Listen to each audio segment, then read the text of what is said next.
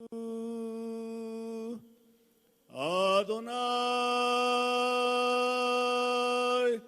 Echad.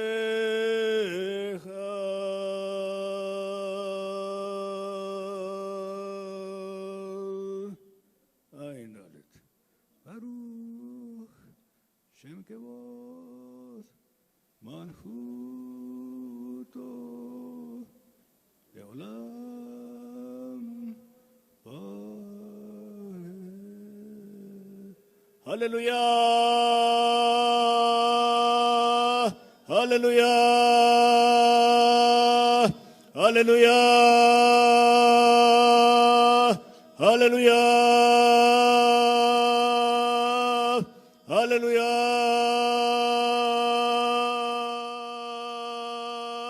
Hallelujah. Hallelujah. Hallelujah.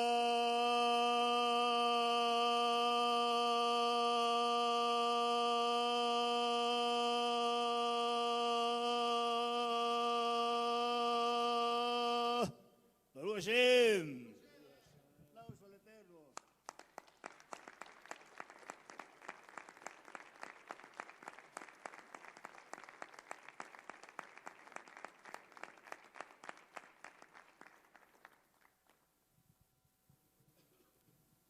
Pueden tomar asiento, por favor. El hermano David Abraham nació en Cuba, tiene ciudadanía de los Estados Unidos de Norteamérica, su edad son 55 años, realizó estudios en Cuba, Instituto Karl Marx en Teología en Cuba, 1975, máster en Teología en los Estados Unidos, 1991, doctorado en Teología del Coral Ridge University de los Estados Unidos, 1993, doctorado en Teología del Latin University of Theology de Estados Unidos de Norteamérica, el 2006, estudios judaicos realizados a los pies del doctor Rav John Fisher, Rav David Friedman y Rav Jacob Tzadik, de Estados Unidos y de Israel. Ordenado Rav en 1995. Obra realizada, maestro y expositor de las Escrituras por más de 35 años. Fundador y primer presidente de la Alianza Internacional Netzarita, AMI, con obra en 13 naciones en América Latina, Europa y Medio Oriente. Fundador y primer presidente de la Yeshiva, AMI. Director del programa de televisión El Camino de los Justos, 3 veces por semana, 2 de ellos de costa a costa en los Estados Unidos, Hawái y Puerto Rico. Director y presidente de la Yeshiva Or Hayim por extensión. Presidente y director de Mao Hayim Publishing Inc. Asesoría, asesor de ejecutivos, profesionales y hombres de negocios. Autor de varios libros, tanto en español como en inglés, entre otros se citan los siguientes: Mesianismo, ahí lo tenemos disponible. Raíz hebrea del cristianismo, también disponible. Mesianismo, herejía o voz profética. Gálatas, el desafío del tercer milenio. Y director general del proyecto del Código Real, versión hebraica del Nuevo Testamento. Gog y Magog, el lugar de los Estados Unidos en la profecía bíblica, 2007. ¿Por qué los judíos no aceptan a Jesús? El año 2008, un libro tremendo, hermano. No deje de comprarlo. Religión, judismo, netzarita. Y tenemos ahora también los hijos de Noah, las 7 leyes de Noah. Con ustedes, el rabino Dan. Quiero indicar a ustedes cuál es la causa de esta reunión a la que hemos convocado para tener el privilegio de escuchar al rabino Dan. Cuando se publicó el Código Real, versión textual hebraica del Nuevo Testamento, surgieron, como es natural, en toda obra nueva, que no trata lo mismo de siempre, que no trata más de lo mismo, sino que es novedosa en cuanto a su concepción, novedosa en cuanto a el material que contiene, novedosa en cuanto a la expresión de judaísmos que no aparecen en las versiones que conocemos, novedosa en cuanto se restaura el nombre de Hashem, que desapareció de las versiones comunes del Nuevo Testamento, como ustedes bien lo saben. Surgieron algunas voces, algunas de ellas, espero que esté aquí Samuel Coriat, mi amigo. ¿No está? Bueno, no hay problema. Debo decirles a ustedes que nosotros, como judíos mesiánicos, no tenemos ningún problema en que haya disensión entre nosotros, y no por ello vamos a volvernos enemigos, al contrario. El mandamiento, lo acabamos de leer, amarás a tu prójimo como a ti mismo. Y eso implica que si usted difiere de mi opinión, yo debo respetar a usted, usted a mí, y seguimos adelante. Ambos servimos al Rey de Reyes y Señor de Señores. Amén. Entonces no hay problema, puede expresar libremente sus comentarios, sus críticas. Bienvenidos. Si hay razón para sus críticas, si están bien fundamentadas, el rabino Dan dará contestación a todas ellas, y si no tienen buen fundamento, bueno, el rabino Dan también señalará que no hay fundamento para ello. No espere ver en el Código Real lo mismo que ve en la versión Reina Valera o en cualquiera de las versiones que ahora conocemos, son múltiples, pero sí vea un intento muy serio para restaurar el contexto hebreo en que nuestro Salvador Yeshua HaMashiach llevó a cabo su ministerio, y en el cual los Shialehim, los apóstoles, llevaron también su ministerio a cabo. Con ustedes el hermano Dan Ben Abraham.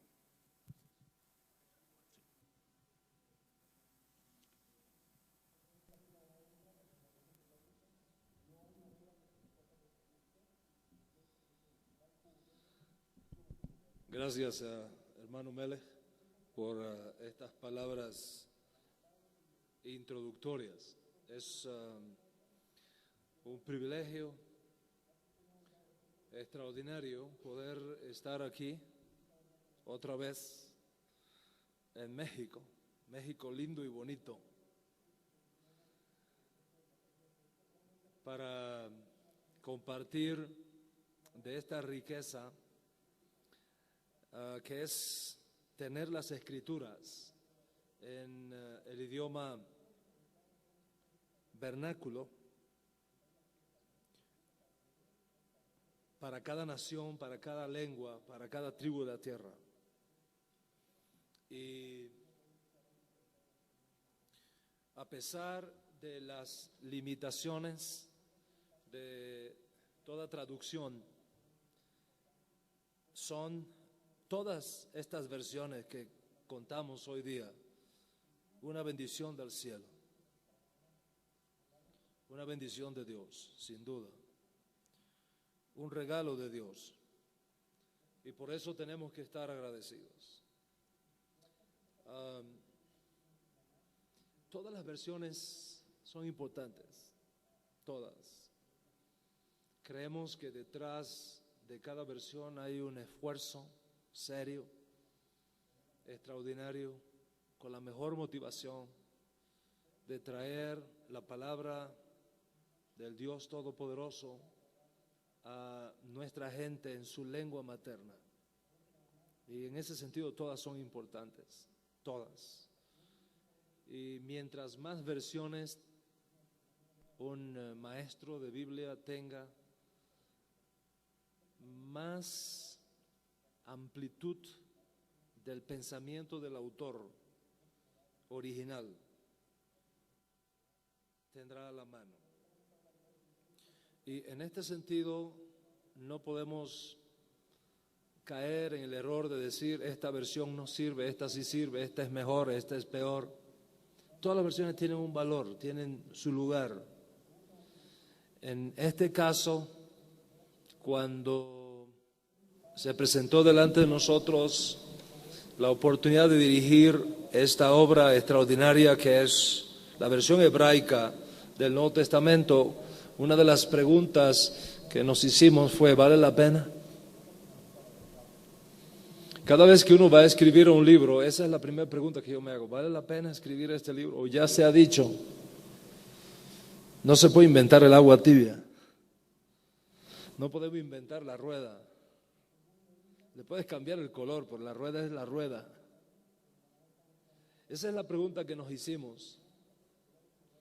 Y dentro de este proyecto, esa es la pregunta que constantemente nos hacíamos. ¿Qué aporte puede hacer esta versión a los esfuerzos de todos aquellos que ya nos han precedido? ¿En qué manera puede enriquecer? ¿En qué manera puede mejorar?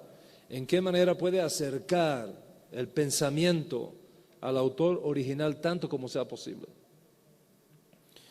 Y responder a esa pregunta de una forma académicamente honesta y teológicamente en pureza de corazón nos llevó a desarrollar este gran proyecto en el cual mi gran amigo y colega Melech ha estado involucrado de una forma activa y extraordinaria. Gracias, hermano, por creer en ese proyecto y por hacerlo una realidad que está bendiciendo a las naciones.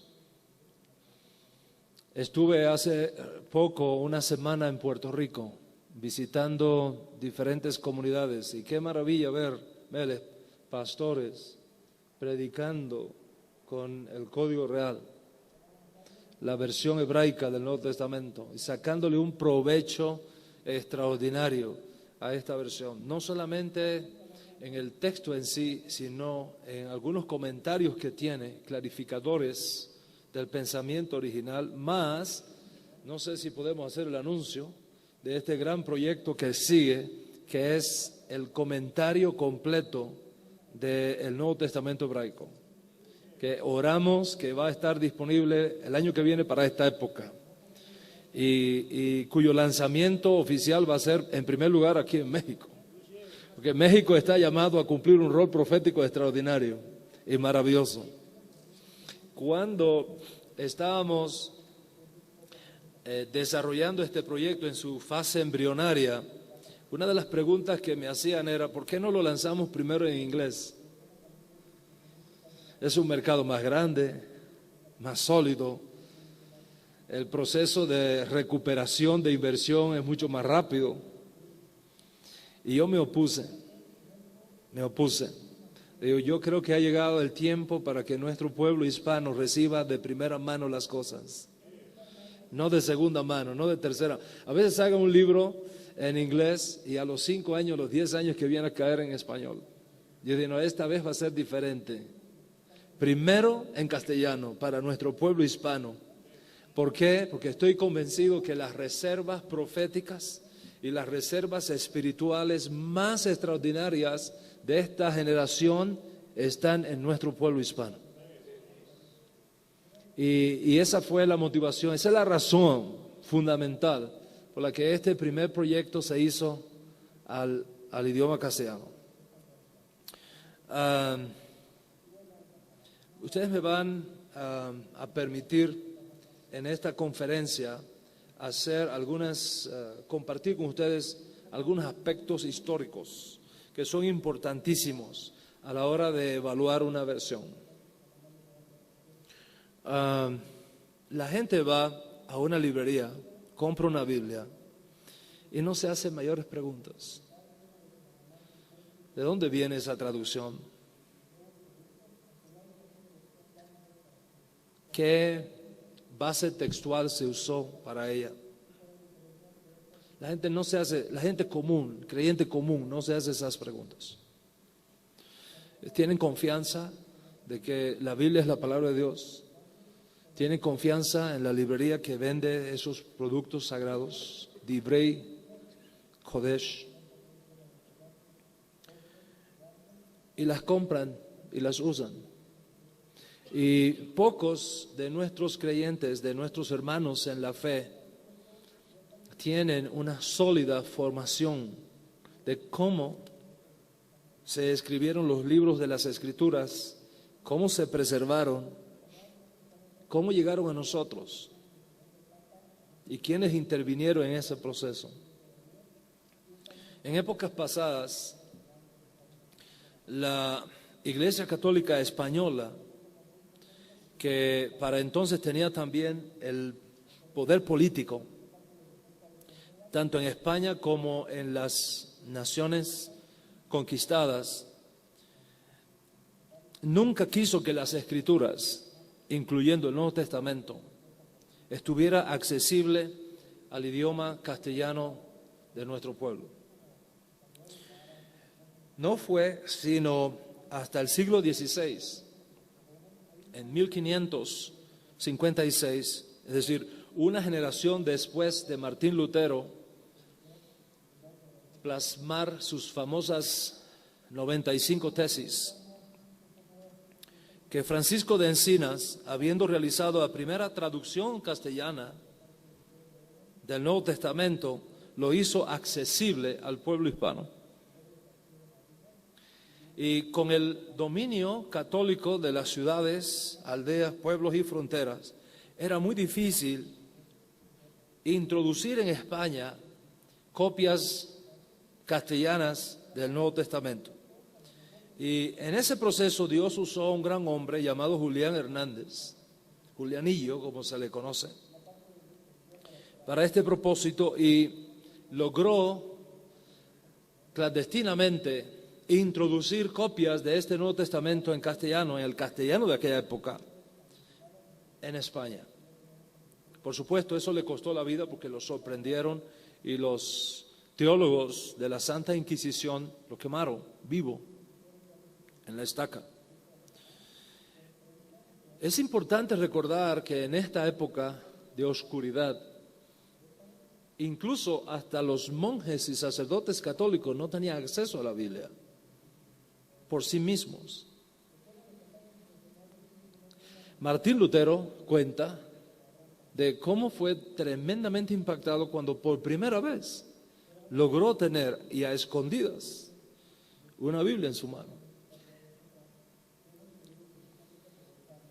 Y entre los bendecidos que tuvieron la oportunidad de tener en la mano una copia de ese Nuevo Testamento fue Casiodoro de Reina. Y casi inmediatamente después, Cipriano de Valera.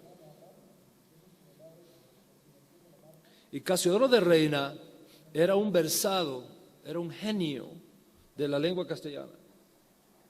Era un maestro de oro de la lengua castellana que en esa época disfrutaba del mayor periodo de creatividad que disfrutó la lengua nuestra en el mundo, la era de oro de la literatura española, como se conoce este periodo. Y debido a las debilidades de estilo que él encontró en esa versión, sintió la motivación de producir una versión castellana que tuviera la riqueza y la belleza del idioma castellano de aquella época. Y así lo hizo. No obstante, el propio Casiodoro de Reina reconoce que en su versión mucho de lo traducido al castellano fue su propio entendimiento como teólogo católico del significado doctrinal del texto. En efecto, en la introducción de su antigua versión, él mismo nos dice, y cito, para poder escoger lo más conveniente conforme al significado y al conocimiento que Dios nos ha dado en su palabra, nos hemos ayudado de las opiniones y doctrina, tanto de los vivos como de los muertos.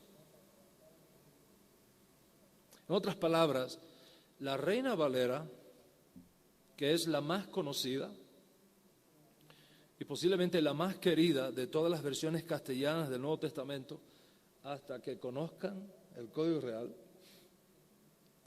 perdónenme ese agravio. En la opinión de sus propios traductores, es en primer lugar una elección textual. Ponga cuidado en mis palabras. Una elección textual ante las muchas variantes textuales existentes. Y en segundo lugar, una interpretación personal de lo que el texto debió significar teniendo en cuenta la opinión de los teólogos católicos, de donde él procede. O sea, la gran pregunta que todo traductor bíblico tiene que hacerse es la siguiente: ¿cuál fue el significado preciso que el autógrafo original dio a este texto? ¿Cuál fue el significado preciso que el autor original, el escritor del libro, dio a ese texto cuando salió por primera vez de sus manos? Es imposible hablar de imparcialidad en una traducción.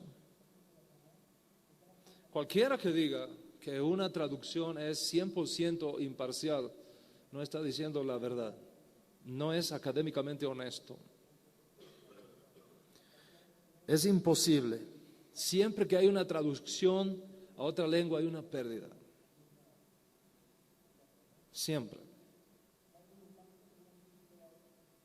Y esa es la razón por la cual la profecía nos dice que vendrá un tiempo cuando Dios, bendito sea, dará a las naciones pureza de labios, para que todos a una voz invoquemos su nombre. Y esa es una de las razones por las cuales está escrito que vendrá un día cuando el conocimiento del Eterno llenará la tierra como las aguas cubren la mar. En otras palabras, que ya no tendremos que depender de traducciones, sino que tendremos acceso a la fuente original. Y cuando usted tiene esa herramienta en la mano, todo cambia. ¿Por qué? Porque las palabras no tienen el mismo significado de cultura en cultura. Las palabras varían su significado cuando pasan de una lengua a otra lengua. Entonces no podemos hablar de imparcialidad 100%.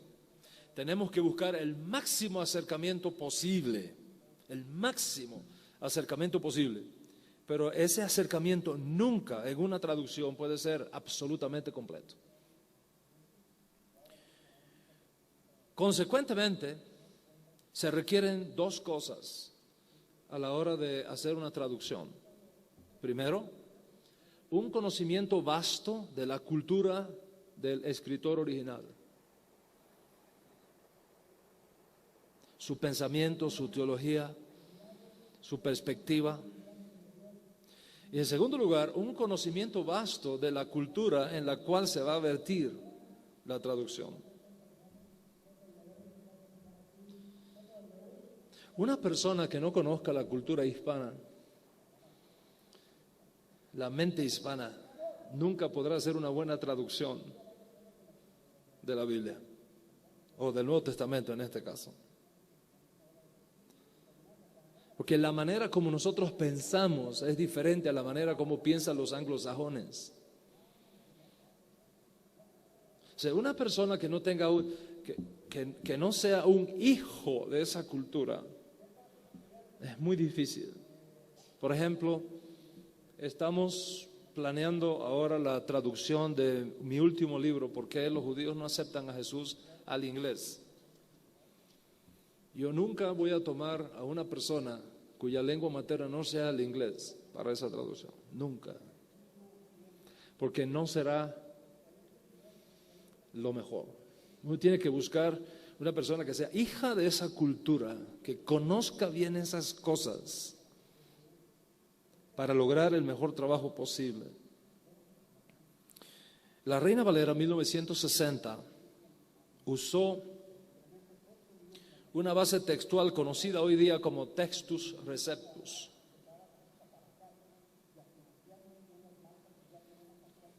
El texto recibido, que viene con toda probabilidad del trabajo previo realizado por un gran maestro llamado Desiodoro Erasmo de Rotterdam entre el año 1514 y 1516. Erasmo era un erudito de la lengua griega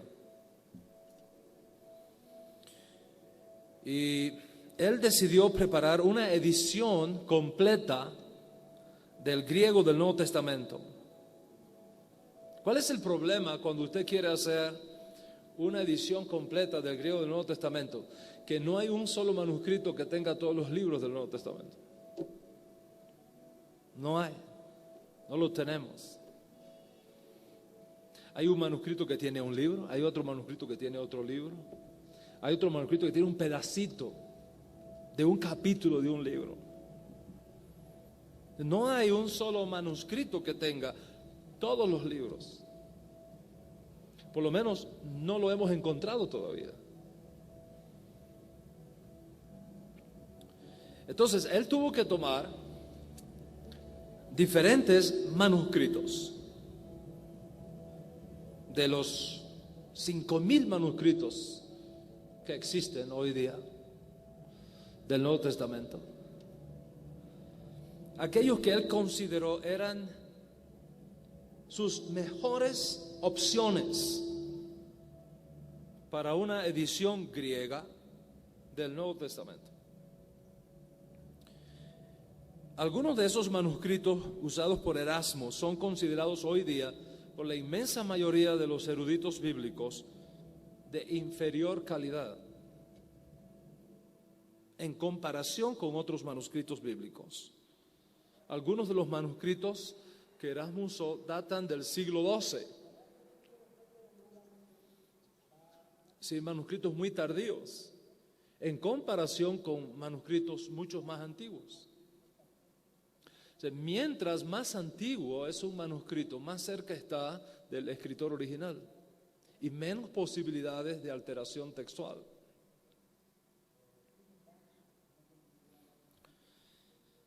Consecuentemente, él se encontró con este problema. Es más, en su proyecto se dio cuenta, por ejemplo, que el último libro, el último capítulo del libro de Apocalipsis, del manuscrito que él estaba estudiando, no existía en griego. ¿Y qué hizo él? Tradujo de una versión latina ese capítulo al griego y lo añadió a los manuscritos que conformaban el cuerpo de su texto recibido para formar una edición del Nuevo Testamento griego. Es decir, que ni siquiera en el Textus Receptus está la totalidad de fuentes griegas, sino que tiene incluso fuentes tardías como la latina. El griego es una lengua extraordinaria. El griego es la lengua más cercana al hebreo que existe. Es más, en nuestra tradición judía se establece que en los días de Purim, la fiesta de Purim, como está contemplado en el libro de Esther, se debe leer la Megilat Esther en hebreo. Eso es lo ideal. Pero si no hay una copia en hebreo, sino en griego, se puede leer en griego porque mantiene el mismo nivel de santidad que el hebreo. Así que el griego es una lengua maravillosa, lo más cercana al pensamiento hebreo que existe. En la misma medida en que se traduce del hebreo al griego, se sufre una pérdida, pero no tan grande. Pero ya cuando empieza a traducirse del griego a otras lenguas, la pérdida con respecto al hebreo es mucho mayor. Martín Lutero, por ejemplo, decía, el hebreo es la fuente original del río. El griego, el cauce. Y el alemán, la desembocadura. En otras palabras, cuando una persona lee la escritura en alemán, no puede asegurar tener la totalidad de la riqueza que está en la fuente. porque en el proceso muchas cosas se pierden por cuestiones culturales. El resultado de este trabajo de Erasmo es que se produjo un texto griego completo del Nuevo Testamento procedente de varias versiones griegas y cotejadas con creaciones del propio Erasmo, incluyendo, pero no limitado, a fuentes latinas y a una versión, y a esta versión que él creó se conoce como el texto recibido o textus receptus. Al proceder de una mezcla de fuentes, incluyendo las propias creaciones de Erasmo, el textus receptus o el texto recibido contiene textos y contiene doctrinas insufladas en la traducción que no expresa necesariamente el lenguaje original de los autógrafos del Nuevo Testamento. Por supuesto, la gente sencilla, como yo decía, y como no conoce en la mayoría de los casos la verdadera historia que está detrás del textus receptus, no la conoce.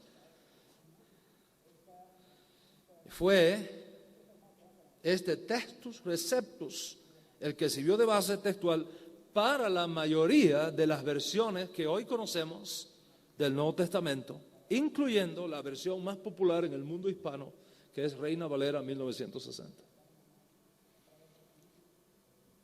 En resumen, desde que Erasmo publicó su Nuevo Testamento griego en 1516, todos los traductores cristianos comenzaron a usar ese texto.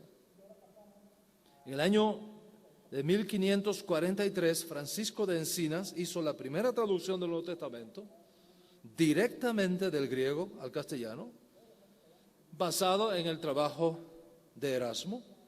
Y luego, finalmente, Juan Pérez de Pineda publicó una traducción del Nuevo Testamento en 1556 en Ginebra. Y él usó la misma base textual creada por Erasmo. Y en el año 1569, Casiodoro de Reina termina su trabajo de traducción para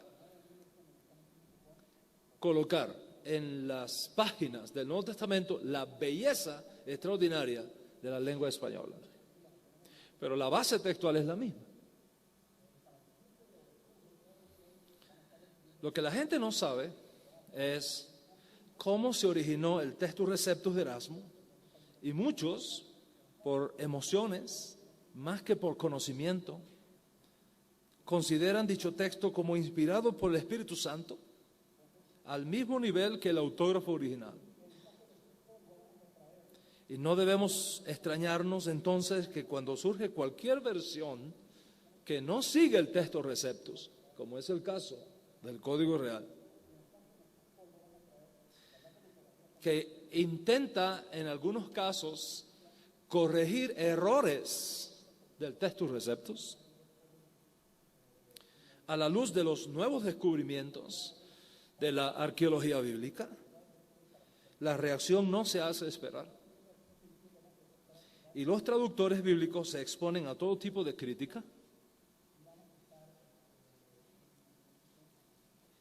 desde el sacrilegio hasta las herejías, por no incluir aquellos otros adjetivos más grotescos y perversos, tendenciosos y malintencionados, que no tienen nada que ver con el celo por la transparencia académica y teológica, sino simplemente para destruir ética y moralmente a lo que ellos consideran es un asalto al imperio y al palacio creado alrededor de estos estereotipos y estos paradigmas que no tienen una mentalidad abierta para entender que la ciencia bíblica, como toda ciencia, es una ciencia en desarrollo, que hay nuevos descubrimientos, que hay nuevas informaciones, y que si Reina Valera hubiera tenido toda la información que nosotros tenemos hoy día, habría hecho las correcciones a su propio texto, a su propia versión. Por ejemplo, a un pastor evangélico se le preguntó acerca de Reina Valera 1960 y respondió diciendo, y voy a citar textualmente: alguien me preguntó si yo estaría dispuesto a usar otra Biblia o revisar la que yo tenía. Yo respondí absolutamente que no, porque hacerlo significaba que no tenía la palabra de Dios o que la que estaba manchada y corrupta. Yo estoy plenamente convencido que Dios es y fue capaz de preservar su palabra hasta el día de hoy y que no necesitamos a pseudos traductores, revisadores o restauradores para tener en nuestras manos la Biblia completa y sin errores y poder llamarla con toda confianza la palabra preservada de Dios. Me estoy refiriendo a la Reina Valera de 1960. En otras palabras, para este pastor, la versión Reina Valera 1960 es inspirada por el Espíritu Santo al mismo nivel que las propias cartas apostólicas cuando salieron por primera vez de las manos de Ras Shaul y del resto de los apóstoles.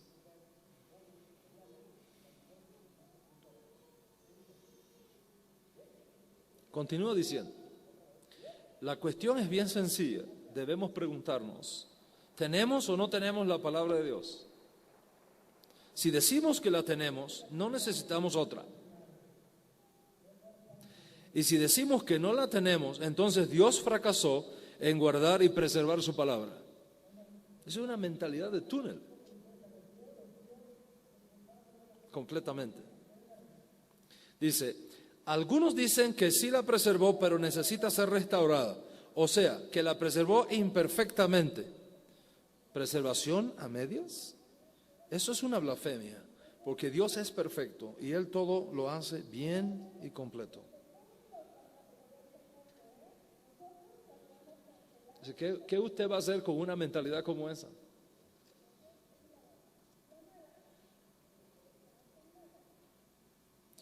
Este pastor considera que Reina Valera 1960 es la palabra inspirada de Dios, que no contiene errores de clase alguna,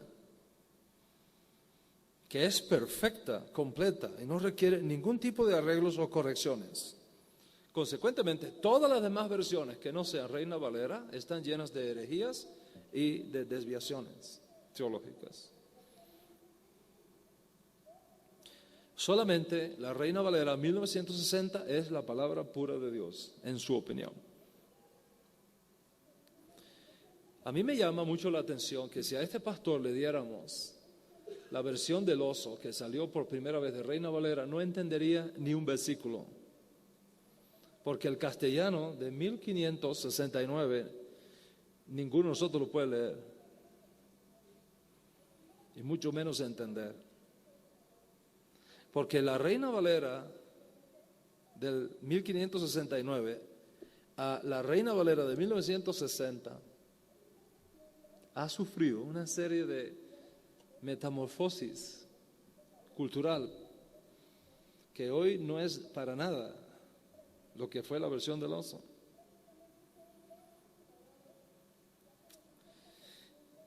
Sin embargo, en la opinión de otros pastores evangélicos, Reina Valera 1960 es lo peor que existe.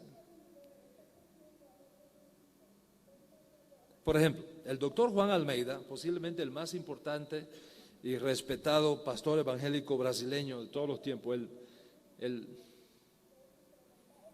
Papa evangélico de Brasil. Si pudiéramos usar una expresión no ontológica, sino cultural. Dice lo siguiente: las sociedades bíblicas unidas son lo peor que existe en términos de fidelidad a las Escrituras Sagradas. En 1943, 13 sociedades bíblicas apóstatas, observe el lenguaje, 13 sociedades bíblicas apóstatas se unieron para formar las Sociedades Bíblicas Unidas, que no es nada más que un ayuntamiento de buitres liberales, y ecuménicos que corrompieron la pura palabra de Dios en todas las lenguas posibles.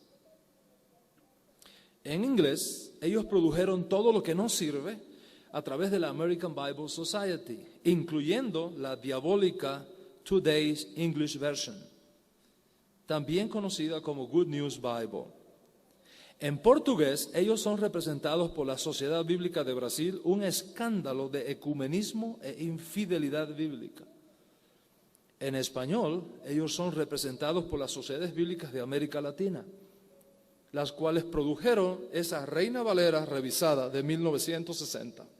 Esa Reina Valera revisada de 1960. Vea el equipo de apóstatas de las Sociedades Bíblicas Unidas que tenía hasta un cardenal católico en el team de traductores. Tenemos a un pastor evangélico que dice que Reina Valera 1960 es la única versión inspirada por el Espíritu Santo. Y tenemos al más grande teólogo evangélico brasileño diciendo que es la peor versión jamás concebida por las sociedades bíblicas. ¿Cuál de las dos es la palabra inspirada de Dios?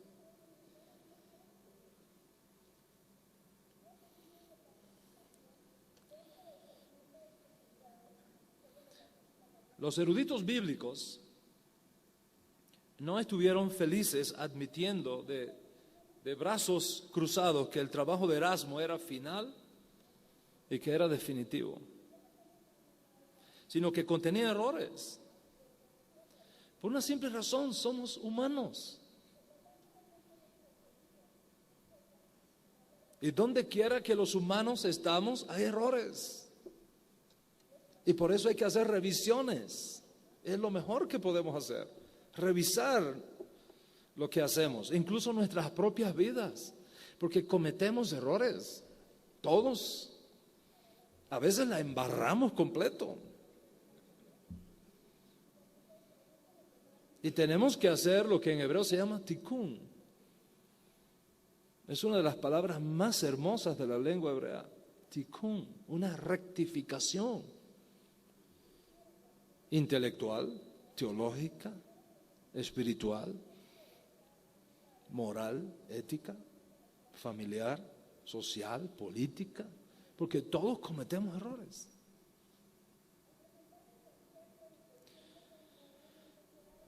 No aceptar que cometemos errores es idolatría.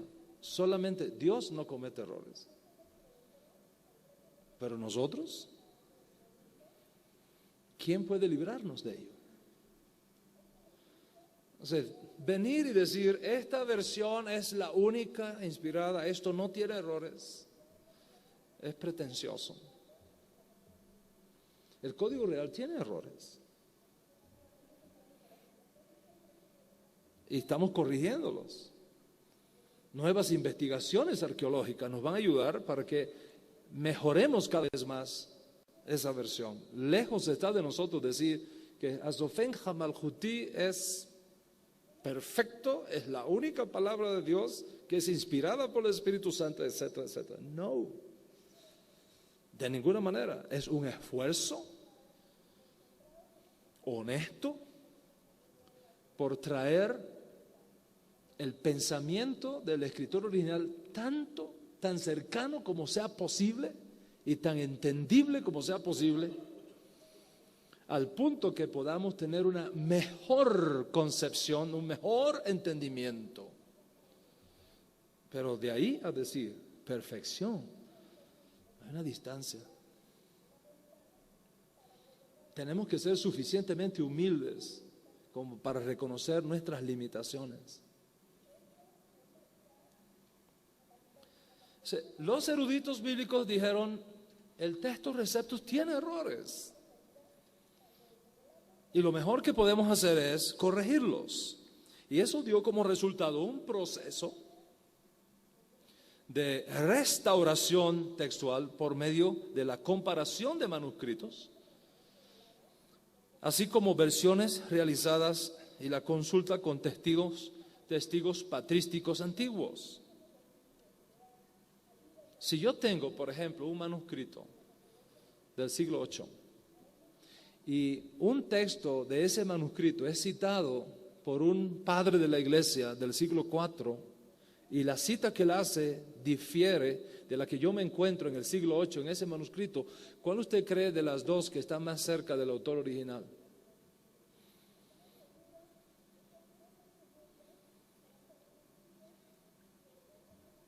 Y entre los que se atrevieron a iniciar un proceso de restauración textual del Nuevo Testamento estuvieron hombres como Lachmann, Tischendorf, que fue el descubridor del Códice Sinaítico en Egipto, Trailus, Alford, Westcott, Hort, Weiss, y otra cantidad impresionante de cerebros brillantes, de eruditos brillantes en la ciencia bíblica.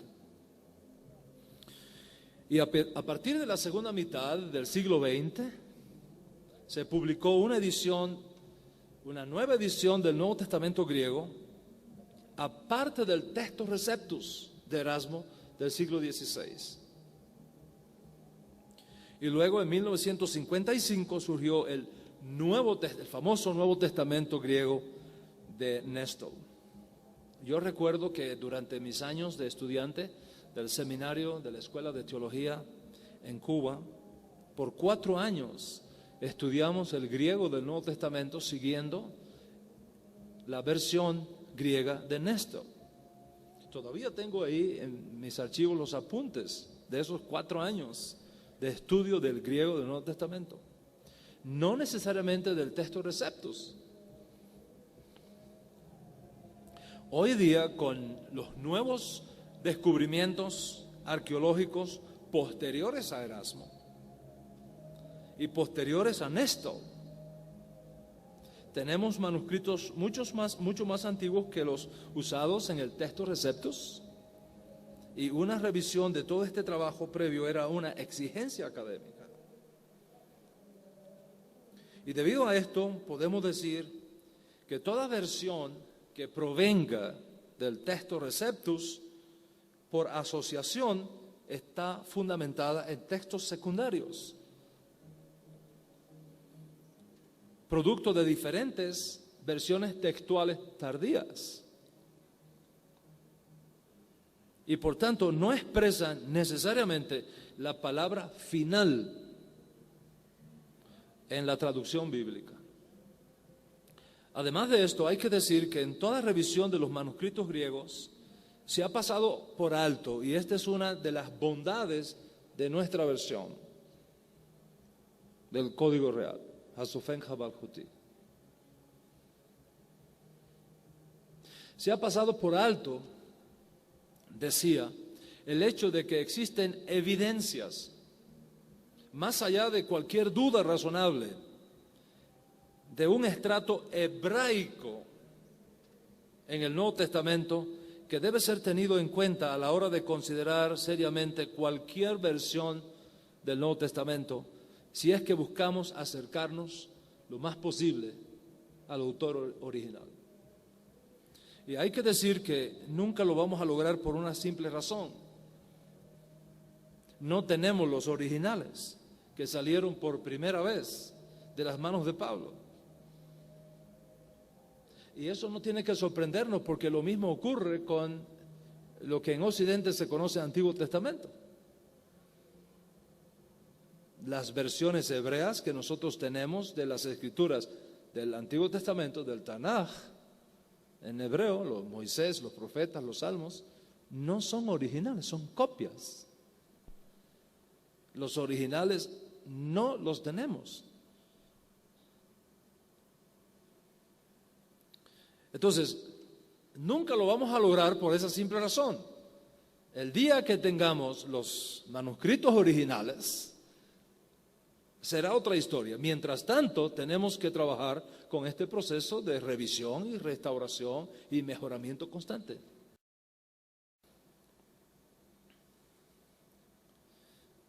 Por tanto, buscar la adaptación, la revisión, la restauración total, con la mira de producir la mejor versión posible en este sentido, Es un trabajo encomiable, digno de admiración y de respeto. No es un sacrilegio, no es una herejía, es la fidelidad al pensamiento del escritor original, aunque ello descubra en el proceso que las versiones previas nos habían alejado un tanto de la fuente primaria. Consecuentemente, regresar tanto como sea posible al pensamiento del autor original no es herejía, es rectificación. La herejía sería perpetuar los errores del pasado cuando tenemos las herramientas necesarias para corregirlos en el tiempo presente. Y cuando a todo esto añadimos el hecho de que el Nuevo Testamento es un documento judío, no griego, entonces ignorar la hebraicidad del Nuevo Testamento es un grave daño a la transmisión del pensamiento original del autógrafo sagrado.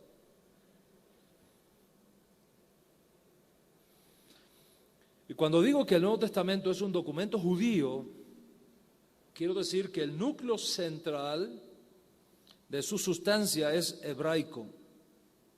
Y consecuentemente, ignorar ese trasfondo hebreo del Nuevo Testamento es un grave daño, no solamente a la traducción, sino incluso a la exégesis y proclamación de las enseñanzas del Nuevo Testamento.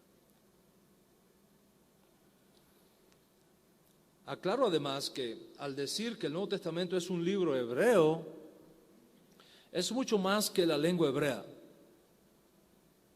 Significa que sus conceptos, sus valores, sus principios, sus puntos de vista, su perspectiva de Dios, de la salvación, del perdón de los pecados, de la redención, etcétera, provienen del judaísmo bíblico.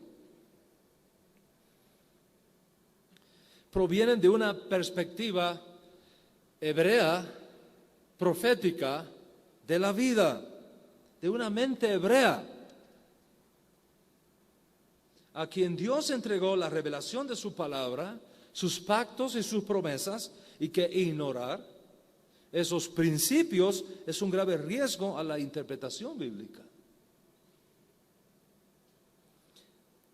Aunque tú lo escribas en griego, o en alemán, o en castellano, el Nuevo Testamento es una colección de escritos judíos. Todos los que escribieron el Nuevo Testamento fueron judíos o conversos al judaísmo. Todos, sin excepción.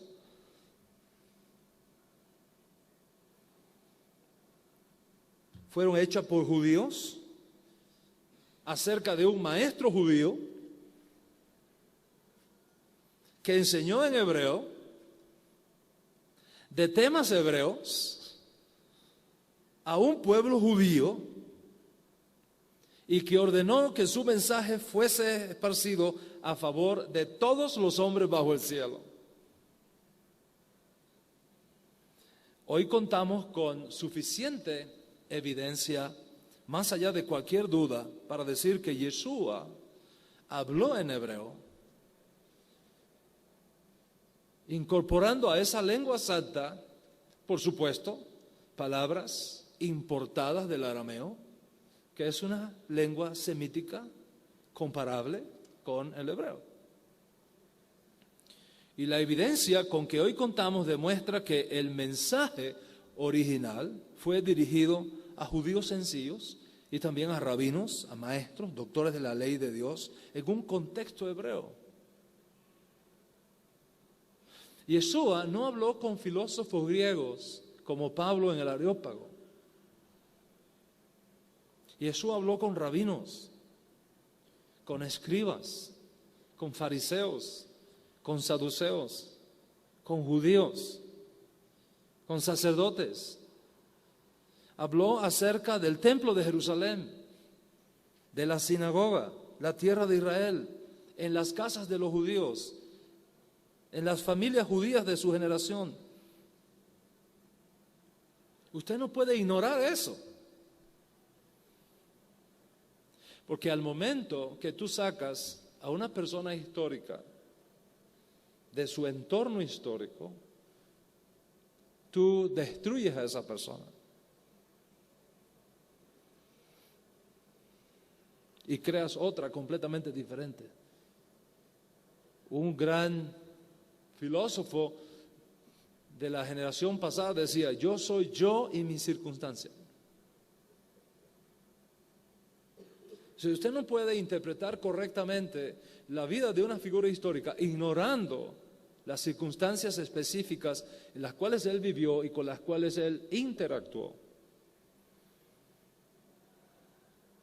al momento que lo haces, tú pierdes a esa persona histórica y creas otra completamente diferente, un mito, una leyenda.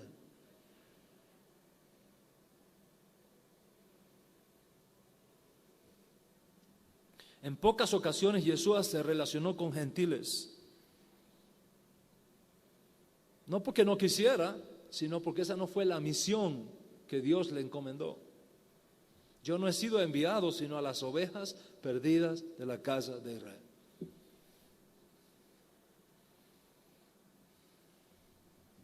Esas fueron sus palabras. Y en un principio ordenó a sus discípulos: por camino de gentiles no vayáis.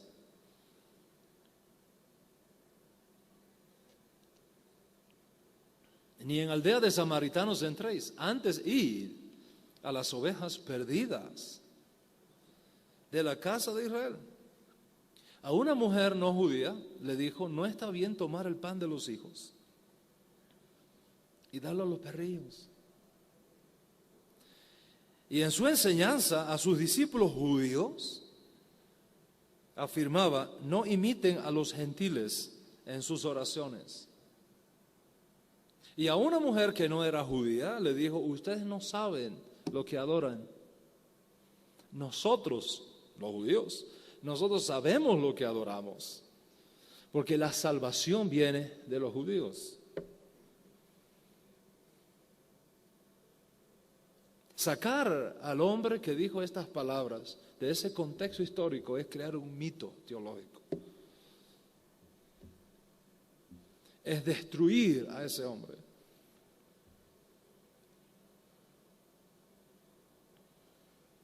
El mensaje de Yeshua proviene de Moisés, de los profetas, de los salmos, de la Biblia hebrea. Yeshua no hizo otra cosa en toda su vida que explicar la Biblia hebrea a un auditorio judío sobre temas judíos y mostrando cómo en él aquello que había sido escrito alcanzaba un punto digno de ser recibido como el Mesías que sufre y muere y resucita para entrar en su gloria. Y cuando Yeshua hablaba, no citaba a Pablo. Cuando Yeshua hablaba, no citaba a Pedro. Cuando Yeshua hablaba, no decía, como está escrito en la carta a los romanos. Yeshua citaba a Moisés, a David, a Isaías, a Daniel, a los profetas judíos. Ninguno de sus discípulos, y ese es un punto importante, ninguno de sus discípulos tiene autoridad para enseñar algo o escribir algo que vaya en contra de lo que Yeshua enseñó. Pablo no puede ir en contra de lo que Yeshua enseñó. Si aparece un texto en una carta de Pablo que contradice a Yeshua, es una interpolación. Ninguno de los discípulos que escribieron el Nuevo Testamento puede contradecir las enseñanzas de Yeshua. Y Yeshua no contradice a los profetas, ni contradice a Moisés. Si así fuera, el canto final que cantarán los redimidos, el canto de Moisés y del Cordero, no tendría sentido.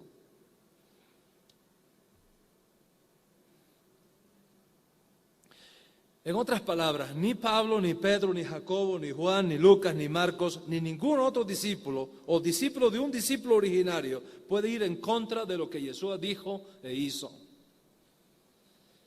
Porque el mensaje que ellos transmitieron no fue su mensaje, fue el mensaje de Yeshua. Y el mensaje de Yeshua no fue su mensaje, sino el mensaje que Dios le dio, lo que Dios mismo puso en su boca. Dice el maestro, las palabras que yo os hablo no son mías. Más claro ni el agua.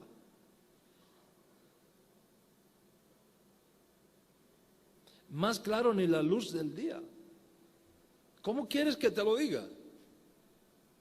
Las palabras que yo les hablo no son mías. Son del Padre que me envió. Cumpliendo así al pie de la letra lo que fue dicho por medio de Moisés, cuando habló de un profeta que Dios iba a levantar en medio de Israel. Dice, Él hablará todo lo que yo pusiera en su boca.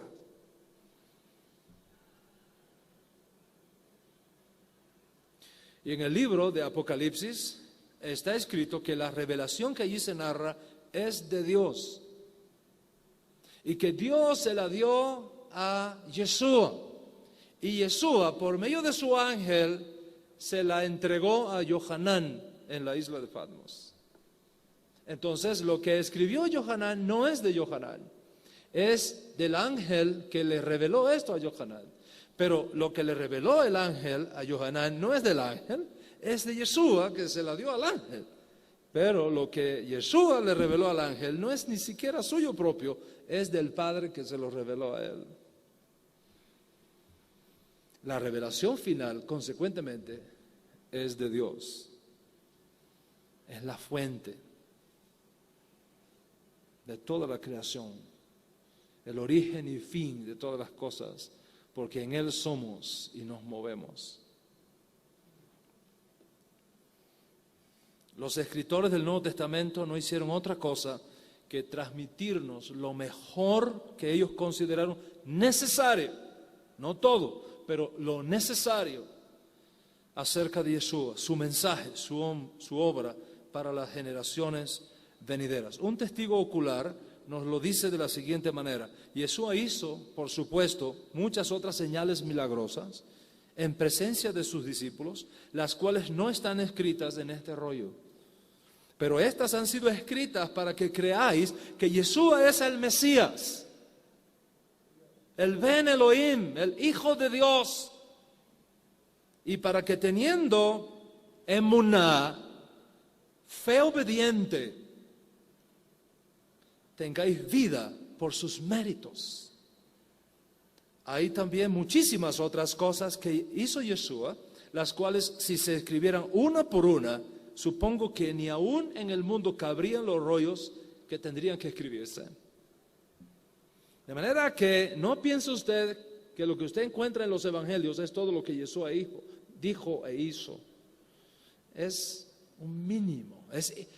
Imagínate 4 años enseñando día, tarde y noche, mañana, tarde y noche, por 4 años seguidos, sin descanso. Lo que tenemos en los evangelios es apenas un balbuceo, lo necesario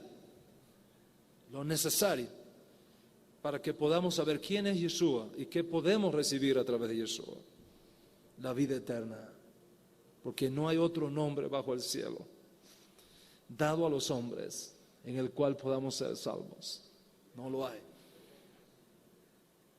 Él es el fundamento que nadie puede quitar.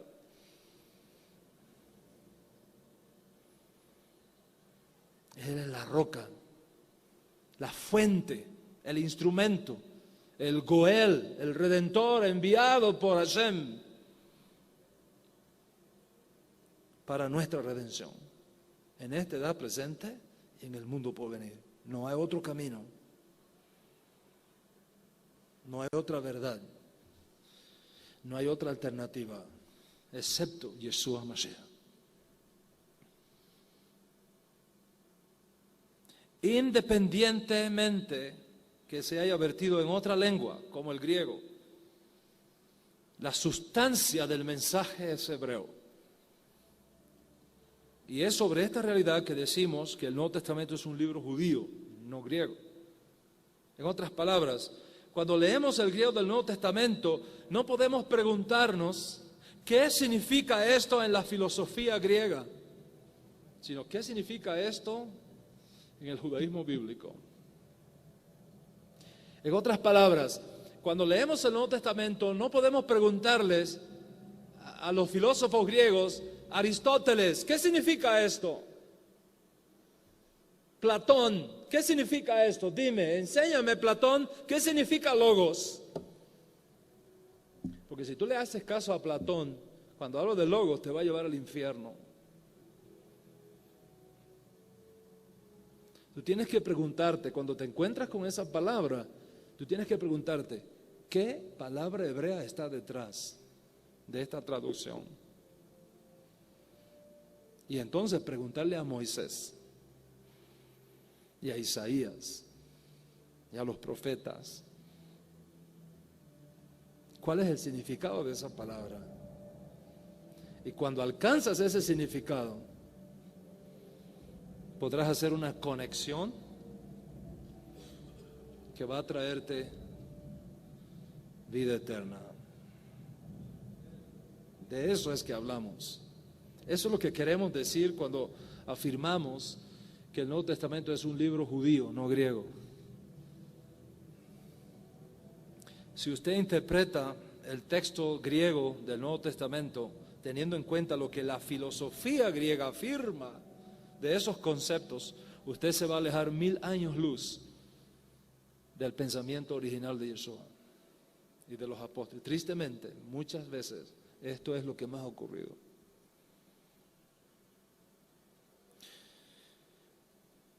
¿Cuál es el problema? ¿Cuál es el problema?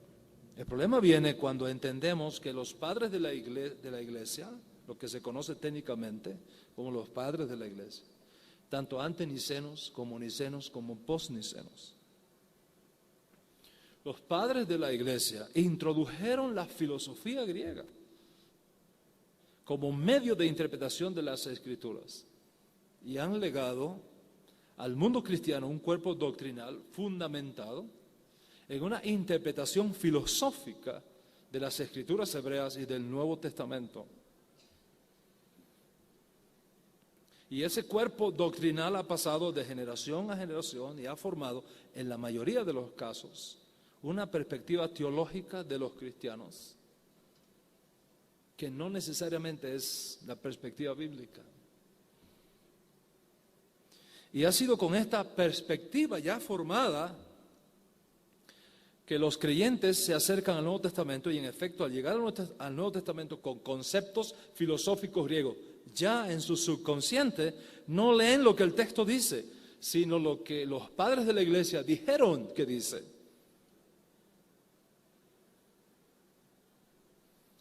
Cuando un maestro de las Escrituras presenta entonces un punto de vista diferente, que nada tiene que ver con la interpretación filosófica tradicional, la gente piensa que es una herejía. Hubo una época en que todo el mundo pensaba que la tierra era plana. Y cuando surgió alguien diciendo que era redonda, lo acusaron de hereje.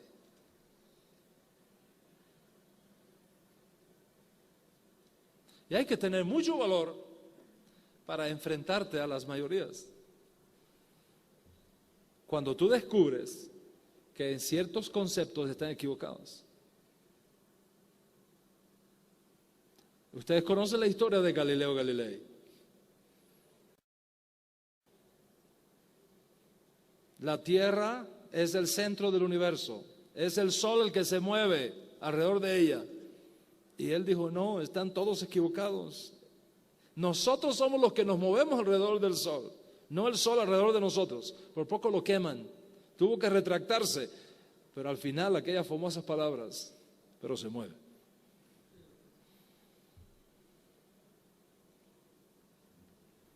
Al pasar el tiempo, el mundo comprendió que la supuesta herejía era la verdad y la supuesta verdad era la herejía. Y así está escrito en el profeta Jeremías, capítulo 16. Justamente eso es lo que dice el profeta. Dice el profeta Jeremías: vienen días cuando no se dirá más, bendito sea el Señor que hizo subir a los hijos de Israel de la tierra de Egipto, sino bendito sea el Señor que hizo subir a los hijos de Israel de las tierras del norte y de todas las tierras a donde los había arrojado, y los traerá a su tierra. Usted sigue leyendo, el verso 19 dice: entonces dirán entre las naciones, mentira poseyeron nuestros padres, y vanidad en lo cual no hay provecho. ¿Por qué? Porque cuando el pueblo judío regresa a la tierra de Israel, los descubrimientos que van a surgir de allí van a demostrar cuál es realmente la verdad de Dios. Pablo dice que si su caída ha sido la salvación del mundo, su restauración será vida de entre los muertos. No es de extrañar que solamente después del regreso de nuestro pueblo judío a la tierra de Israel, los más grandes descubrimientos arqueológicos que tienen que ver con la ciencia bíblica están ahora a nuestra disposición.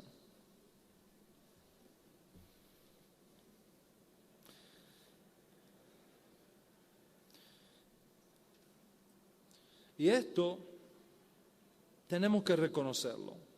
Hay una diferencia entre teología bíblica y teología cristiana. La mayoría de nuestros hermanos creyentes evangélicos tienen una teología cristiana, que no significa necesariamente que sea teología bíblica. Hay una gran diferencia entre el Yeshua judío y el Jesús inventado por la Iglesia Católica. Hay una gran diferencia entre Miriam, la madre de Yeshua, y María, la madre de Dios.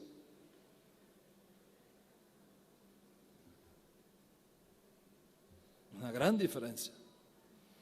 Y esto es cierto no solamente en relación a las enseñanzas de Yeshua, sino en relación a las enseñanzas de sus apóstoles, es decir, las cartas apostólicas, especialmente aquellas dirigidas originalmente a destinatarios no judíos. Y esa es la razón por la que en el Código Real las cartas apostólicas y los documentos dirigidos a las comunidades judías están en una sección, y las cartas apostólicas dirigidas a las comunidades no judías están agrupadas en otra sección. Porque si usted toma un documento dirigido específicamente a judíos y los aplica a los gentiles, los estarías judaizando, y eso está prohibido por las Escrituras. Y si tú tomas documentos dirigidos específicamente a no judíos y los aplicas a los judíos, los estarías gentilizando, lo cual también está prohibido por las Escrituras. Pablo, por ejemplo, dice en una carta dirigida a no judíos: cuando vayas a la carnicería no preguntes nada. Pero en un contexto judío hay que preguntarte todo. Son dos mundos diferentes, dos conceptos diferentes. Usted no puede tomar ciertos mandamientos apostólicos establecidos para no judíos y aplicarlo a los judíos, ni al revés.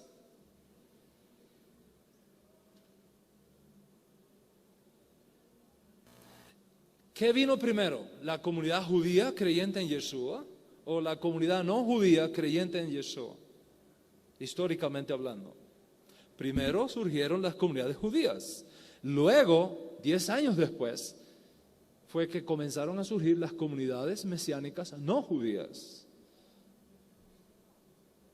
Consecuentemente, en el Código Real, el cuerpo de literatura apostólica dirigida a los judíos aparece primero. Y luego, en la otra sección, siguiendo ese orden cronológico de la redención, el cuerpo de literatura dirigida a los no judíos.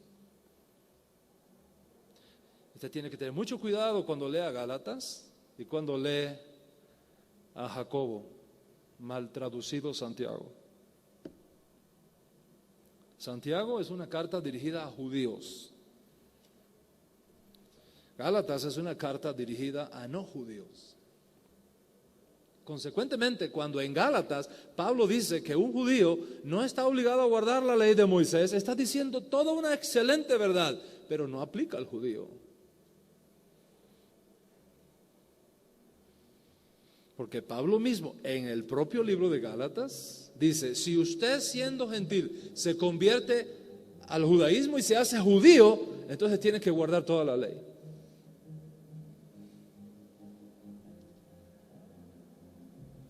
No tener en cuenta estos elementos tan básicos nos expone a interpretar mal las Escrituras. Y cuando nos acostumbramos a este tipo de interpretación y viene alguien y nos corrige, entonces lo acusamos de hereje.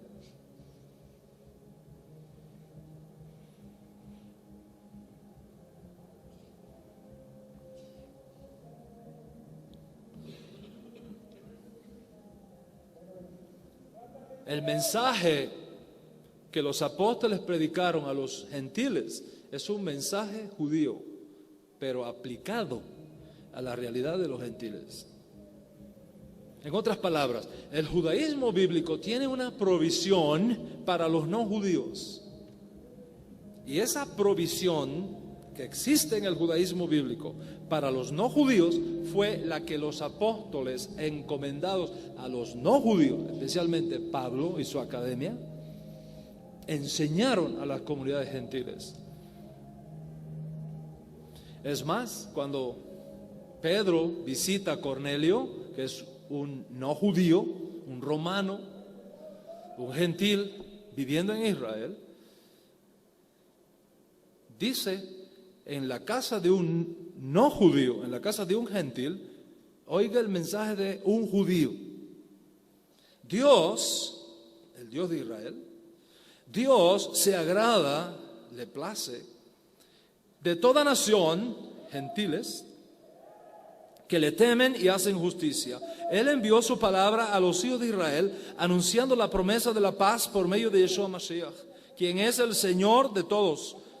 Vosotros sabéis el mensaje que se divulgó por toda Judea, comenzando desde Galilea, después de la purificación ordenada por Yohanan, relacionada con Yeshua de Nazaret, cómo Dios le ungió con Ruach HaKodesh, con el Espíritu Santo y con poder, y cómo éste anduvo haciendo bienes y sanando a todos los oprimidos por el diablo, porque Dios estaba con él. Dios estaba con él. Y nos mandó que predicásemos al pueblo y presentáramos solemne declaración que Él es a quien Dios ha puesto por juez de vivos y muertos. Y de este dan testimonio todos los profetas. Todos los que acepten su mensaje recibirán perdón de pecados por su nombre. Ese es el mensaje de un judío a un no judío. Y si miras con cuidado verás que Pedro está hablando a gentiles de un mensaje judío. Torah, Judea, Galilea, purificación de Yohanan, Yeshua de Nazaret, Ruach HaKodesh, tierra de Judea, Jerusalén, juez de vivos y muertos, testimonio de todos los profetas judíos. Es un mensaje judío, ahora aplicable también a no judíos. Y el resultado de aquella solemne proclamación produjo la fe que salva en el corazón de los gentiles, y Dios derramó sobre ellos el Espíritu Santo, igual que había hecho con los judíos al principio. Y ninguna diferencia hizo entre judíos y no judíos, derramando sobre ambos pueblos por igual la promesa del Espíritu anunciada por los profetas judíos. Y esto es lo que afirmé, que el mensaje a los gentiles no es otro que la provisión que Dios ha dado a las naciones dentro de la Biblia hebrea, preservada por los profetas para bien de las naciones. En otras palabras, que Dios le entregó a Israel la misión de ir a las naciones y enseñarles acerca de los caminos que Él quiere que las naciones tengan bajo las alas del Dios de Israel.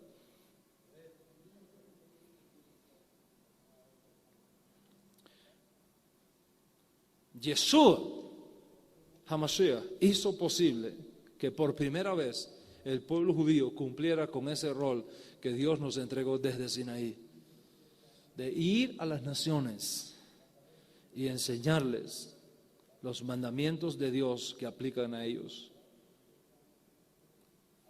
Los destinatarios no cambian el mensaje, es el mismo mensaje, es el mismo Dios de Israel. Son los mismos profetas, es la misma Biblia el fundamento de ese mensaje, solo que ahora en una lengua y en una cultura diferente para que sirva como instrumento de redención, no solo para Israel, sino para los hombres. ¿Por qué? Por una simple razón. La elección de Israel no es la exclusión del mundo, sino el medio de Dios para ganar al mundo. Los judíos no somos superiores,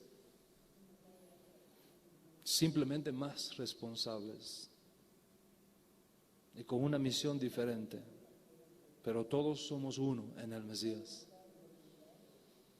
Todos somos uno en el Mesías.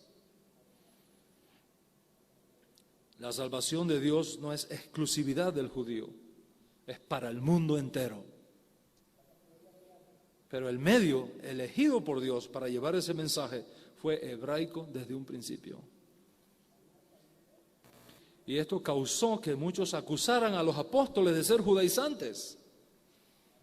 ¿Usted sabía que a Pablo lo acusaron de ser judaizante? Les voy a leer un texto que está en las Crónicas Apostólicas, en las Memorias de los Apóstoles, el libro de Hechos, capítulo 16, versos 20 y 21. Mire qué dice. Estos hombres, Pablo y sus compañeros, que es el contexto, estos hombres, siendo judíos, alborotan nuestra ciudad, una ciudad pagana, no judía. Estos hombres, siendo judíos, alborotan nuestra ciudad y enseñan costumbres que no nos es lícito recibir ni hacer, pues somos romanos. Está acusando de judaizantes a Pablo. El mundo no ha cambiado mucho desde entonces, ¿no? ¿Y cuáles eran esas costumbres que rechazaban los gentiles de esa región? El mandamiento de no idolatría que Pablo estaba predicando.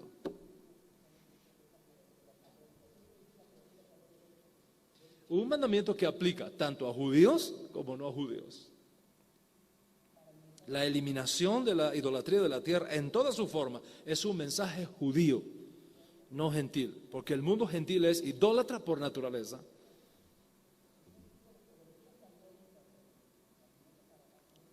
Y lo mismo ocurre con el resto de los escritos apostólicos. En otras palabras, desde el punto de vista del Nuevo Testamento, los padres de los cristianos el padre de los cristianos no es Ignacio de Antioquía, no es Jerónimo, no es Orígenes, no es Platón, no es Aristóteles, no es San Agustín de Hipona. El padre de los cristianos es Abraham. Dice Rav Shaul, dice Pablo, si vosotros sois del Mesías, ciertamente linaje de Abraham sois y herederos, según la promesa. Linaje de Abraham sois. Y tú eres el que tienes que elegir quiénes son tus padres.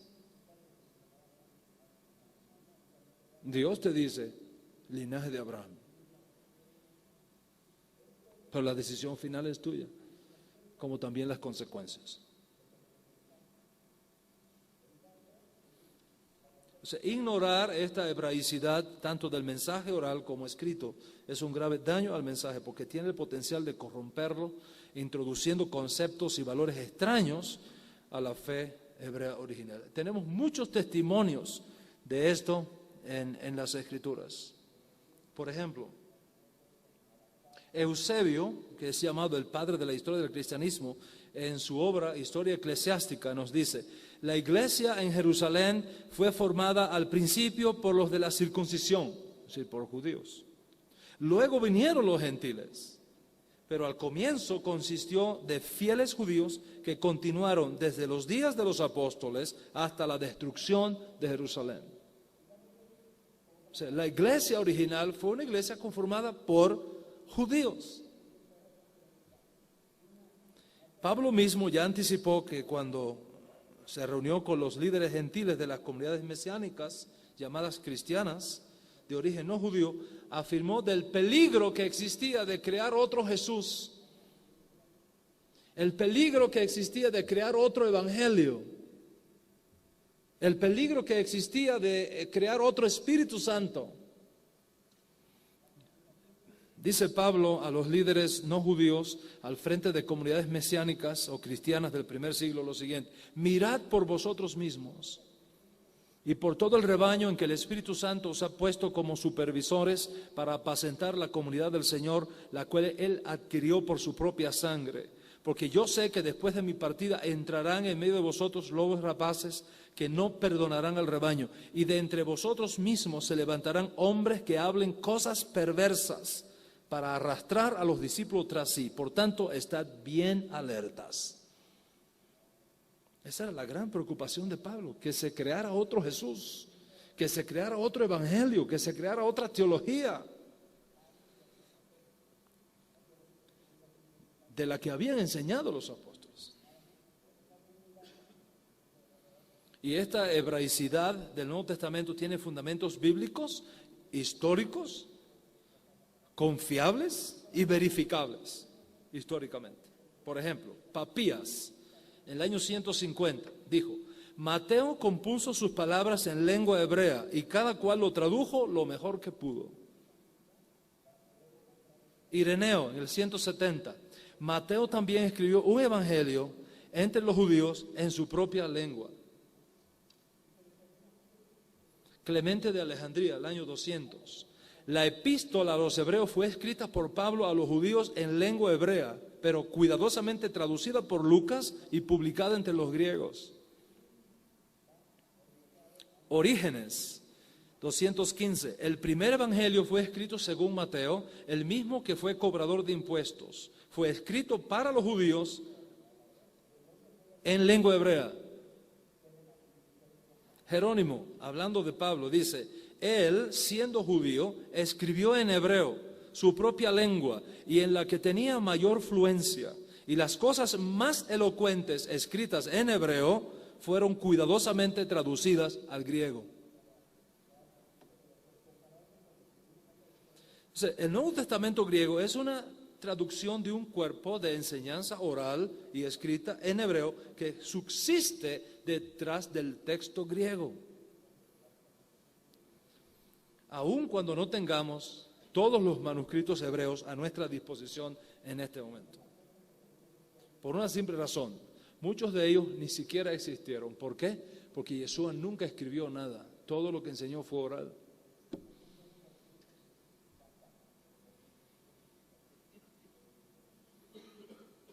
A menos no sabemos que él haya escrito ningún documento en hebreo. Lo habló, no lo escribió. A nadie se le ocurría pensar que porque tenemos la Septuaginta, la Biblia hebrea, en griego, sea un documento griego y no un documento hebreo. A nadie se le ocurría pensar. La Septuaginta, aunque está en griego, es un libro hebreo. Enseña Torah, no filosofía.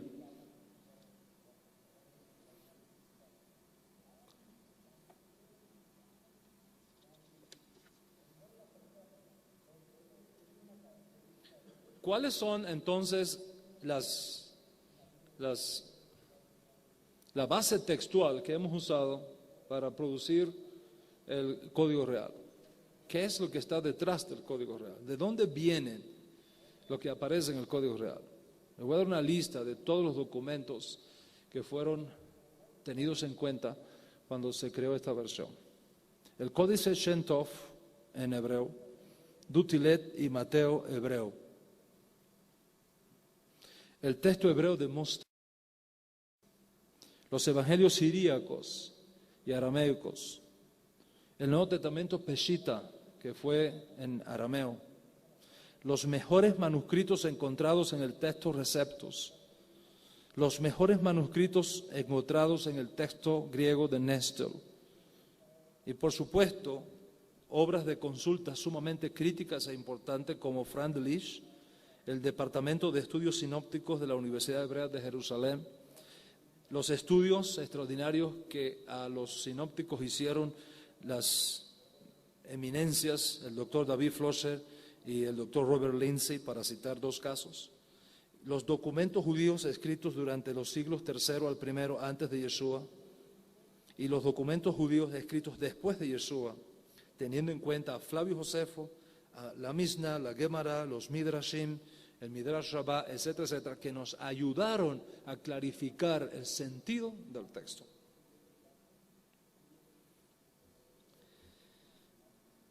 Además, hasta hoy día se ha dicho siempre que la razón por la cual el texto griego del Nuevo Testamento tiene expresiones difíciles de entender es porque está escrito en griego koiné, que es una lengua ya muerta.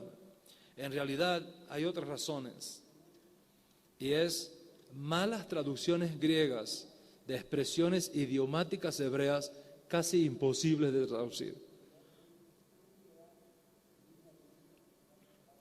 Cuando usted está traduciendo un libro, cualquier libro, y te encuentras con expresiones idiomáticas típicas de esa lengua, qué difícil es traducirlo a una lengua donde esas expresiones idiomáticas no existen. Una vez estaba Billy Graham predicando en Corea, en Japón. Hizo un chiste y nadie se rió. Nadie se rió. El mismo mensaje lo predica después, dos, 3 días después, en Corea del Sur, y todo el mundo se echó a reír en el estadio. Entonces, cuando está en el hotel, le pregunta al traductor: ¿por qué cuando yo hice este chiste en Japón nadie se rió y cuando lo hice en Corea todo el mundo se rió? Dice: porque yo no sabía el chiste, así que no puedo ayudarle en nada. Pero cuando estaba en Corea le dije: este es un chiste americano, ríanse. Y la gente se rió sin saber lo que... Porque trata de traducir un chiste de una lengua a otra, ¿verdad? Que no tiene sentido en la otra lengua. Es muy difícil hacerte reír, porque es algo tan propio de la lengua que no se puede prácticamente traducir. Trata de traducir al inglés una expresión típica nuestra, apapáchate, por ejemplo. O Tim Marín de Dos Pingüe, Cucaramácara, Títere Fue. Trata de traducir eso a otra lengua. ¿Cómo lo haces? ¿Cómo lo haces? Entonces, cuando encontramos dificultades textuales en el griego, no es porque sea koiné, es porque es una traducción muy mal hecha del hebreo, porque es un idioma, son expresiones idiomáticas en hebreo, que es muy difícil traducir, no solamente al griego, a cualquier lengua. Y el Nuevo Testamento está lleno de eso, lleno de eso. Y precisamente las más difíciles son las más importantes.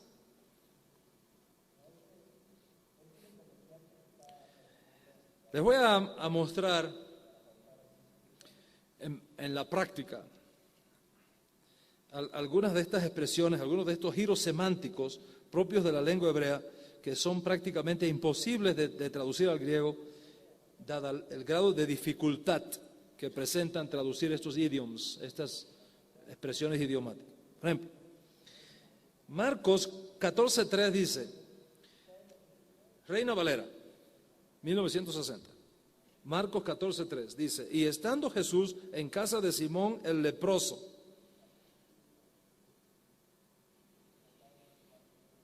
Estando Jesús en casa de Simón el leproso. ¿Cómo va a estar Jesús en casa de Simón el leproso cuando los leprosos no pueden estar en la casa? Según la ley de Moisés.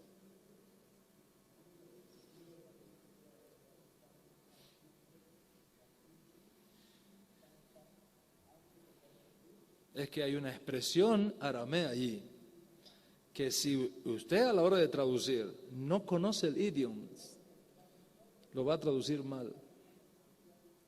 ¿Ok? En realidad, no se trata de un leproso, sino de un artesano.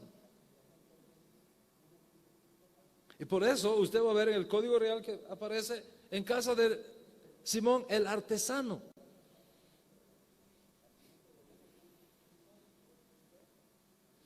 Mateo 19:12. Reina Valera 60 dice: hay eunucos que nacieron así del vientre de su madre, y hay eunucos que son hechos eunucos por los hombres, y hay eunucos que a sí mismos se hicieron eunucos por causa del reino de los cielos.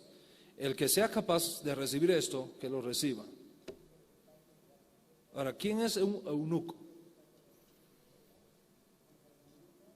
Un castrado, una persona que le castran sus testículos. Eso es un eunuco.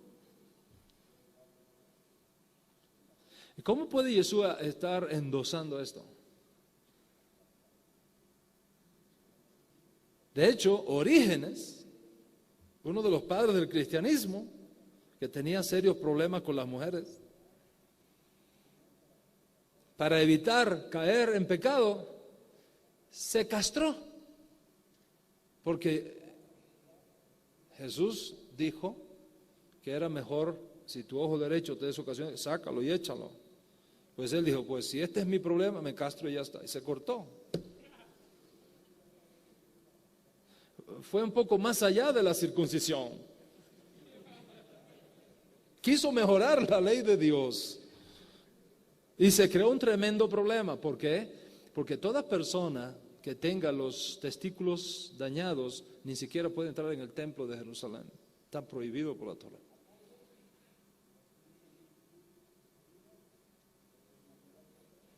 ¿Cómo traduce el Código Real? Hay hombres fieles que recibieron esto desde el vientre de sus madres. Hombres fieles, no eunucos. Entonces, ¿por qué razón Reina Valera traduce eunucos y en el Código Real hombres fieles? Por un idioma. Es Jaima. Un idioma, una expresión idiomática aramea. Que si usted no conoce, usted corre estos riesgos de traducir lo que no significa el idioma en ese contexto. ¿Contiene herejías el Código Real? Yo he oído que se ha criticado a nuestra editorial de que el Código Real está lleno de herejías. Incluso la han sacado por internet. Incluso aquí en México, Samuel Correa envió una carta sin venir a hablar con nosotros primero. Hey, hermano, ¿de dónde tú sacaste esto? ¿De dónde salió eso? Invitamos a Samuel Correa que viniera aquí. Lamentamos que no venga. No vino en la primera reunión, no vino en esta, pero sí saca artículos por internet anónimos. Eso es deshonestidad académica. Este señor debía estar aquí hoy. No escondido en el internet. Y estas son las cosas que lamentamos. César Vidal, un teólogo español, sacó un artículo en contra del Código Real. Yo estuve en España y él fue invitado para un debate público conmigo en la televisión y declinó, no fue. Entonces es fácil decir, el Código Real contiene herejías. Vamos a ver cuáles son esas herejías. ¿Cuáles son las herejías que contiene el Código Real? ¿Realmente contiene el Código Real herejías? Y yo sé que aquí se han mandado a librerías, editoriales. La gente se asusta, porque eso es una palabra que la Inquisición la usó muy bien. La Inquisición juega muy bien con esas palabras. Herejía. Cuidado, herejía. Vamos a ver que si realmente el Código Real contiene herejías. ¿Contiene herejías el Código Real? Yo estoy aquí junto con mi hermano y socio, amigo, compañero, para decirles absolutamente no. El Código Real no contiene herejías. Todo lo contrario. Está ayudando a eliminar las herejías.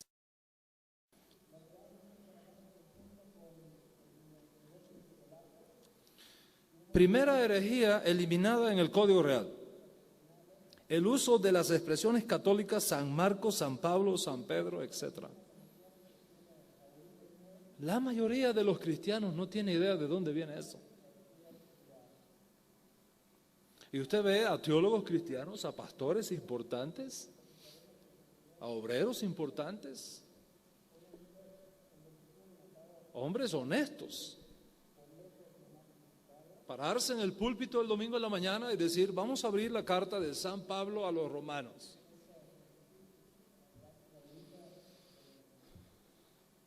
Y son hombres honestos, pero es que la honestidad no es la base para establecer la verdad, porque usted puede estar honestamente equivocado.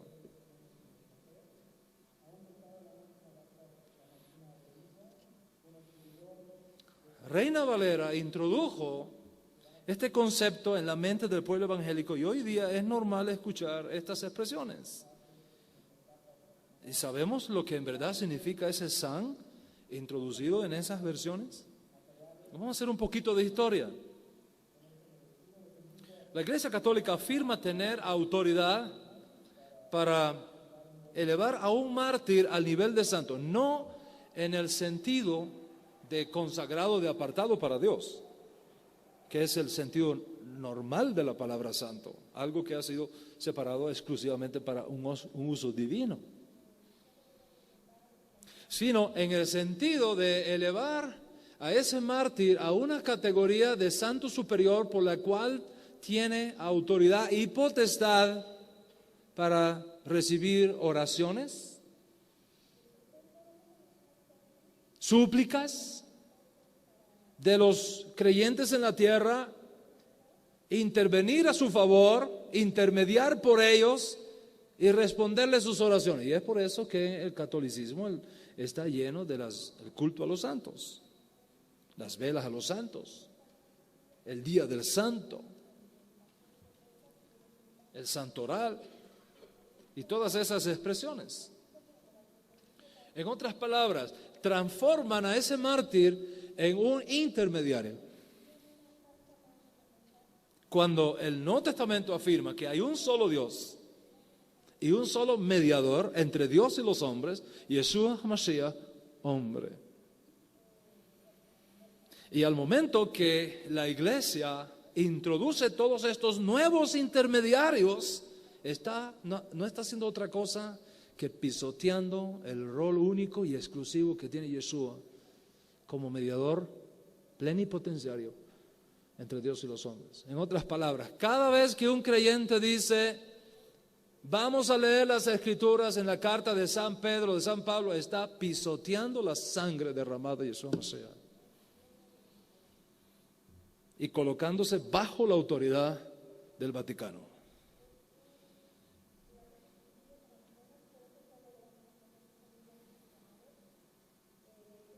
El Código Real elimina esa herejía del vocabulario de los santos. ¿Vamos a llamar a eso herejía? ¿Es eso herejía? Gracias. Yo quiero una copia de esto para mí. Este es un librito que es el resultado de una entrevista que me hicieron. Ya hace casi 2 años, va para 3. ¿Quién tiene la autoridad en las Escrituras? Y la transcribieron y mi buen amigo lo editó acá en México. Hay suficientes aquí, está expuesto. Usted no se puede ir sin leer este libro. Es chititito. Es chititito. Es básicamente un debate en televisión entre un pastor evangélico y un cura católico. Y el tema fue ¿quién tiene la autoridad? Y simplemente ese sacerdote católico hizo pedazos al pastor evangélico, teológicamente. No, el pastor evangélico no tenía argumentos. Y básicamente lo que le dijo el sacerdote católico fue, tú no haces otra cosa que actuar bajo la autoridad de la iglesia. ¿Por qué? Porque nosotros fuimos los que dijimos cuáles son los libros del Nuevo Testamento. Nosotros, la iglesia. Tú no existías cuando la iglesia católica estableció, estos son los libros del Nuevo Testamento.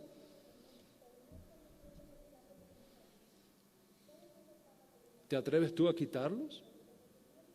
¿O a añadirle otro? Entonces, ¿quién tiene la autoridad? ¿Tú o nosotros? ¿Qué tuvo que decir el pastor Evangelio? El índice del Nuevo Testamento, ¿quién lo puso? ¿Tú o nosotros? ¿Cuál índice tú sigues? El que nosotros pusimos. Y hay muchas cosas que no están ahí, que no las pusieron, que son muchas más. Pero le dijeron, tú celebras el 25 de diciembre el nacimiento de Jesús. ¿Quién puso eso? Nosotros. Tú celebras el 31 de diciembre, 1 de enero, fin de año nuevo. ¿Quién puso eso? Nosotros. El Viernes Santo tú celebras la resurrección de Jesús. ¿Quién puso eso? Nosotros. El domingo resurrección, ¿quién estableció eso? Nosotros. Tú haces eso. Tú no haces otra cosa que seguir lo que nosotros establecimos. Entonces, ¿de qué autoridad hablas?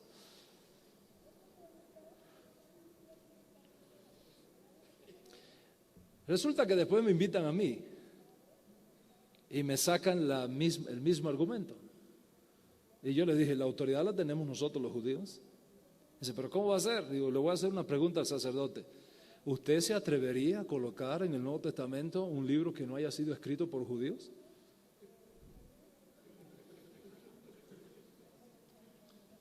La única razón por la que usted tiene esos libros ahí es porque fue escrito por judíos. Entonces, ¿quién tiene la autoridad? ¿El que puso los libros o el que lo escribió? Usted no se puede perder ese debate, está aquí. Está aquí.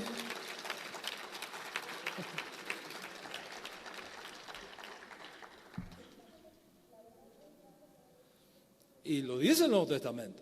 ¿De qué ventaja tiene pues el judío? Mucho, de todas maneras. En primer lugar, porque le fue confiada la palabra de Dios. Observa que la Iglesia Católica, en su expansión imperialista, cuando llegaba a otras culturas las absorbía, no importa cuál fuera, no importa los dioses que tuviera, no importa las creencias que tuviera, la Iglesia Católica absorbía e incorporaba todo eso para que fuera la religión del mundo. Esa es la regla de la Iglesia. Y eso lo hizo la Iglesia con todas las culturas, excepto con la cultura judía. Cuando llega la cultura judía, que es la única, la cultura bíblica, que es la única que no tiene paganismo, porque es cultura revelada, esa cultura, que es la que debió absorber, es la que rechazó, precisamente. ¿Por qué? Por una simple razón. Si lo hacía, perdía la autoridad. Y la Iglesia no está dispuesta a perderla. Al judío lo matamos. De hecho, nos han matado siempre. Pero nunca ceder la autoridad.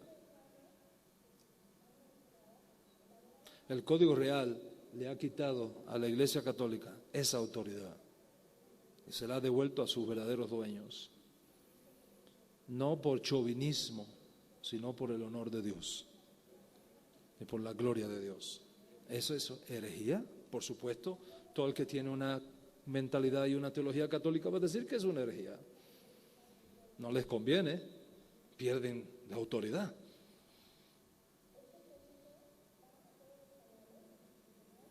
No hay herejías en el Nuevo Testamento hebraico, Código Real. Todo lo contrario, las está quitando. Segunda herejía que quita el Código Real, Juan 1:11. Dice Reina Valera, a los suyos vino y los suyos no le recibieron. A los suyos vino y los suyos no le recibieron. ¿Y cuál es el problema que tiene esta traducción? La incorrecta interpretación de la frase a los suyos vino. De este texto y de otros es lo que se ha usado como base para hablar de la doctrina del reemplazo o de la doctrina de la sustitución, es decir, que por cuanto el pueblo judío rechazó a Yeshua como Mesías, fue desechado por Dios, y ahora los gentiles que sí le han aceptado constituyen el nuevo pueblo de Dios, el nuevo Israel de Dios. Y uno de los textos usados es Reina Valera 60 sobre Juan 1:11. A los suyos vino y a los suyos no le recibieron. ¿Cómo traduce